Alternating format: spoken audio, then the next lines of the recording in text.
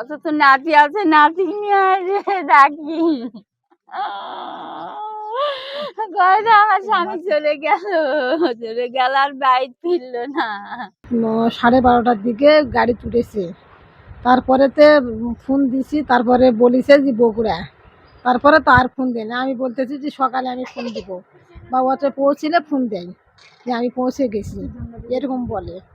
তারপরে তো সকাল 7টার সময় আমিও শুনি নাই, অন্য মানুষের ও মানে আরেকজনা গেছে ওইদিকে, তাই বলতেছে যে অ্যাক্সিডেন্ট হয়েছে। তারপরে আমি তো ভাত আনতে আনতে থুয়ে আমি কাছে আমি ফোন করি, ফোন করে কল ঢুকাছি, কল ঢুকেছে কিন্তু রিসিভ করছে না। তারপর আর একটা নম্বর আছে, ওটা দিয়ে দিছি, অন্য মানুষ ধরে বলতেছে যে মারা গেছে এরকম।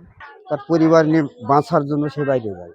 মানে আমাদের এখানে লাশ বর্ডার, একবারে লাশ সীমানা, এখানে কোনো কর্মজীবী নাই। আগে থেকে যে ব্যবসা বাণিজ্য থাকতো তাহলে সে না যেত।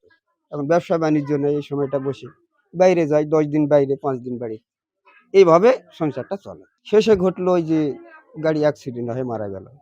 গতকাল রাত অনুমান 3 ঘটিকার সময় আমাদের বিরামপুর থানা 6 নম্বর যোধবানি ইউনিয়নের ভাইগড় গ্রামের 4 জন শ্রমিক ধান কাটার উদ্দেশ্যে কুমিল্লায় যায়।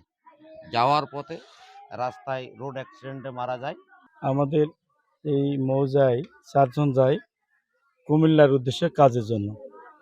আমরা সকালে সংবাদ পাই রোড অ্যাক্সিডেন্টে আমাদের ইউনিয়নের 4 জন মারা গেছে। তারপর আমরা আসলে জানতে পারি নবাবগঞ্জ 10 জন কি 13 জন ছিল, তার ভিতরে 3 জন মারা গেছে। মোট স্পটে 7 জন মারা গেছে। পরে হাইওয়ের যারা রোডে থাকতো জিজ্ঞাসা করলাম, আমাদের লোকগুলার মানে বাঁচা থাকা অবস্থায় একটা মোবাইল পেয়েছিল। তো মোবাইলে পাওয়ার পর আমরা মোবাইলের সংবাদ দিলাম, কাছে লোকটাও মারা গেল কিছুক্ষণ মধ্যে। এই পর্যন্ত আমরা সংবাদটা জানি। আমরা এখন আমাদের ইউনিয়ন সেক্রেটারি বা আমরা নেতৃবৃন্দ নিয়ে এই শোকাহত পরিবারের সান্ত্বনা দেওয়ার জন্য এসেছি। ওনার 2 মেয়ে 1 ছেলে। ওনার বড় মেয়ের বিয়ে দিছে এবং ছোট মেয়ে নাবালক 7-8 বছর বয়স হবে, এবং বড় জামাই আছে এবং ছেলে আছে ক্লাস 10-এ পড়তেছে ছেলেটা। এখন এই সংসারে উনি যায় প্রতি বছরে ধান কাটার জন্য, অভাবী সংসার, তার জমা জমি নাই, সে লেখাপড়ার জন্য দায়ভারের জন্য এই গতকালকে রাত্রে এখান থেকে বাসাতে বের হয়ে চলে গেছে। যাওয়ার পথে আল্লাহ পাক তার দুর্ঘটনা অ্যাক্সিডেন্টে সে মারা গেল। এখন এই পরিবারের খুব অসহায় পরিবার। এবং ওই দিনমজুরির জন্যই তারা মাঝে সাঝে চলে যায় কুমিল্লাতে, নোয়াখালীতে, এইরকম চলে যায়। কিন্তু হঠাৎ যে এই দুর্ঘটনা ঘটবে এটা কেউ কারো বলার নয় আর কি।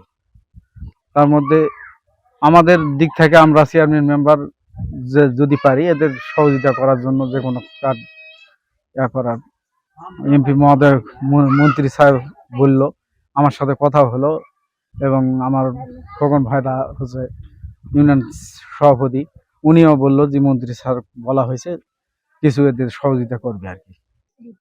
কুমিল্লা কাজ করবা যায়, রোড অ্যাক্সিডেন্টে মারা গেছে। ছেলে মেয়ে হলো 6 জন, ছেলে নাই মেয়ে খালি।